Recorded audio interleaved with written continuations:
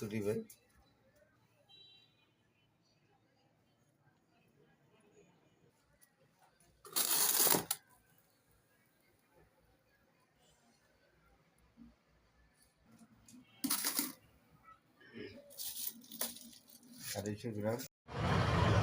আসসালামু আলাইকুম।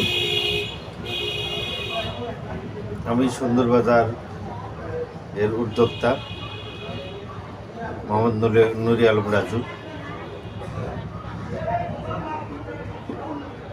আমার সঙ্গে এই সুন্দরবাজারে জড়িত আছেন পরিচালনা পরিষদে এমআই মমিন সাহেব। তো আমার এই সুন্দরবাজারকে নিয়ে আমি একটু ব্যতিক্রমধর্মী সুন্দরবাজার হিসাবে পরিচালনা করতে চাই। বাংলাদেশে আমাদের অনেক এরকম প্রতিষ্ঠান আছে, তো আমি টোটালি একটু ভিন্ন টাইপের করতে চাই। আমাদের এখানে যেসব প্রোডাক্ট থাকবে, যেমন মাছ মাংস, বিশেষ করে মাছ মাংসগুলো আমি মানুষের হাতে সহজভাবে এবং মানসম্মতভাবে আমরা রেডি রাখবো। সেই প্রোডাক্টগুলো যাতে সহজে সকাল 7টা থেকে রাত 1টা পর্যন্ত আমরা সার্ভিস দেব।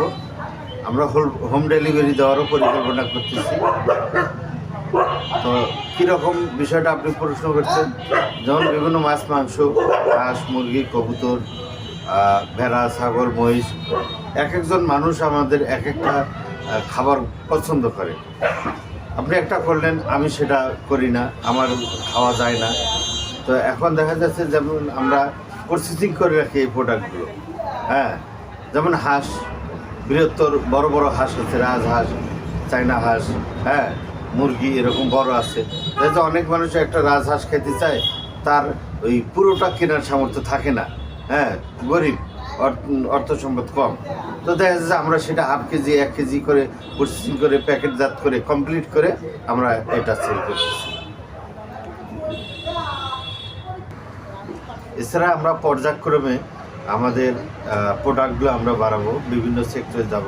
চাল, ডাল, আটা, ময়দা, চানাচুর, বিস্কিট, পোশাকে আমরা যাব, জুতায় আমরা যাব।